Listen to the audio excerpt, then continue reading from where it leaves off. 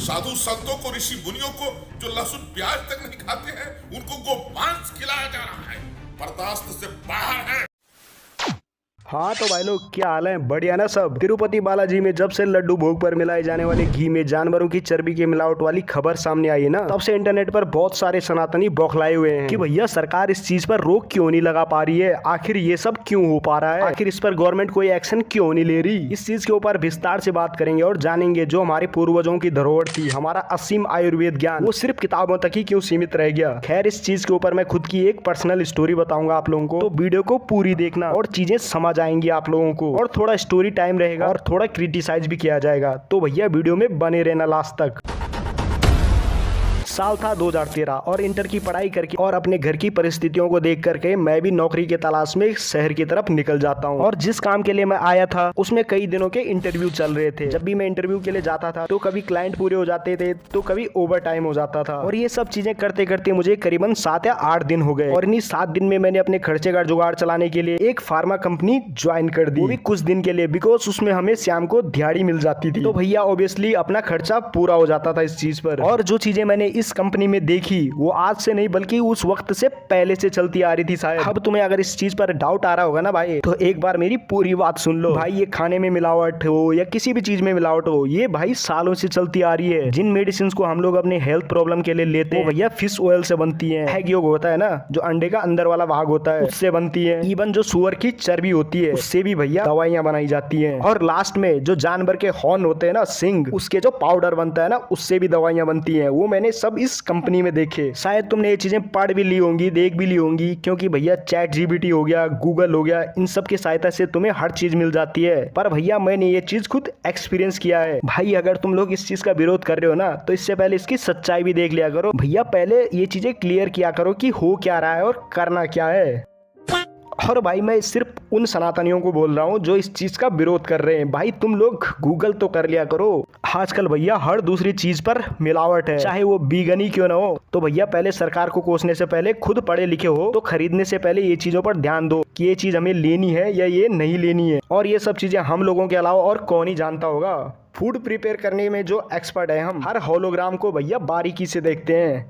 हमारे पूर्वजों ने ग्रंथ पुराणों में आयुर्वेद का ज्ञान इसलिए नहीं दिया था कि वो कहीं लाइब्रेरी में धूल खाता हुआ मिले, बल्कि उस ज्ञान को आज हम सही से इस्तेमाल करते ना तो ये दिन देखने को नहीं मिलते। जिस छोटी सी बीमारी फीवर के लिए हमारे दादा परदादा गर्म पानी में सरसों का तेल डालकर मत्थे पे लगाते थे और उससे ठीक भी हो जाते थे, आज उस फीवर के लिए हम कॉम्बिफ्लेम लेते हैं, पैरासीटामोल लेते हैं। आखिर क्यों हम खुद इस अवस्था में खुद को ही ढाल रहे हैं भैया, जबकि वही आयुर्वेदिक जड़ी बूटियां हमारे घरों के आसपास आराम से मिल जाती हैं। फिर भी हम डॉक्टर को दिखाते हैं, हम खुद ही नेगेटिव सोच लेकर घूम रहे हैं माइंड में। तो ऐसा ही होगा ना भाई। और रही बात फूड में मिलावट की, तो इससे अच्छा 10 मिनट लेट ही घर पहुंचो, पर भैया सुकून से तो खा सकते हो। आजकल जो चल रहा है शायद वो देखकर ना भैया तुम लोग दोबारा ठेले पर जाने के लिए 10 बार सोचोगे।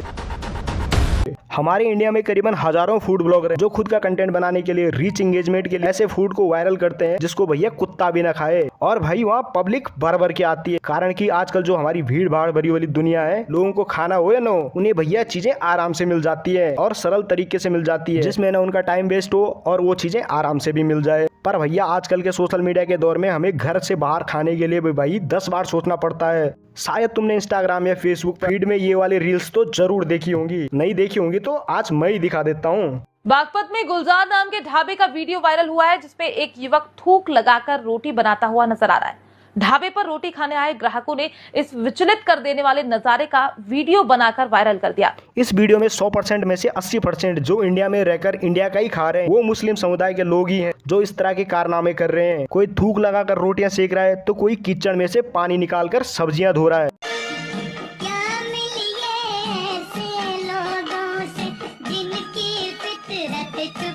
और सबसे बड़ी हंसी और चौंकाने वाली बात यह है कि लोग इस काम को करने के लिए भी सफाई देते हैं कि भैया हमने ये नहीं किया। तुम एक बारी के लिए भाई ये वाला कमेंट पढ़ो जिसमें इस बंदे ने साफ साफ लिखा है कि इस्लाम में ये करना हराम है। भाई मेरे कौन सी कौम से और कौन सी नस्ल से है जो चीजें साफ साफ नहीं दिखाई दे रही है, या फिर प्रूफ दिखाऊं? चल फिर तू भी क्या याद करेगा यार, देख ले। जब भी कभी ठेले पर सामान लेने जा रहे हैं तो पहले 10 बार ठेला चेक करें, फिर उसके बाद वहां पे तोड़ के कभी कुछ भी मत खाएं, क्योंकि इनके जैसे महान प्राणी इस धरती पे बहुत ज्यादा बढ़ गए हैं। और आ गए चीजें समझ में कि अब भी यकीन नहीं हो रहा।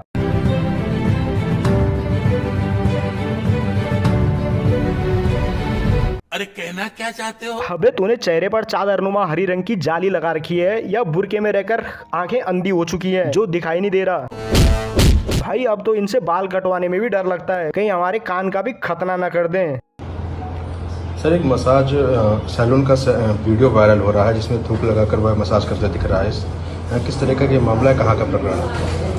खैर इन सब के जो ब्रांड एम्बेसडर है, हमारे गरीबों के मसीहा, हमारे सोनू सूद सर, उनके चरण कमलों से जो ये कार्य हो रहे हैं ना भाई, जो इन सब की तुलना राम जी की सबरी के झूठे बेरों से कर रहे हैं। पहले तो मैं ना इस बंदे को गरीबों का मसीहा मानता था, पर भैया अब इज्जत गई समझ लो। आधे से ज्यादा तो भैया इससे इंस्पिरेशन ले रहे होंगे ये लोग। निकल लौड़े भाई जब देश के लोग ऐसा कर रहे हैं तो ये जालीदार टोपी वाले क्या नहीं करेंगे भैया। इन सब चीज के लिए जो कानून योगी सरकार ने लगवाया था ना, शायद उस चीज की वैल्यू अब समझ आ रही है कि ठेले पर नाम भी क्यों जरूरी है। खैर आज अपनी वाणी को यहीं पे विराम देते हैं और भैया सबसे कहना चाहता हूँ भाई सावधान रहें, सतर्क रहें और भैया अपने माइंड का इस्तेमाल करें। तो बस आज के लिए इतना काफी। अगर आपको वीडियो पसंद आती है तो वीडियो को एक लाइक जरूर कर देना, उसमें एक अच्छा सा कमेंट भी कर देना, ज्यादा पसंद आती है तो शेयर भी कर देना, और अगर नए हो मेरी वीडियो पहले बार देख रहे हो तो चैनल को सब्सक्राइब जरूर कर देना, बगल में घंटी उसे भी दबा देना। चलो मैं मिलता हूँ आपको अगली वीडियो में एक नया टॉपिक के साथ, तब तक के लिए बाय बाय।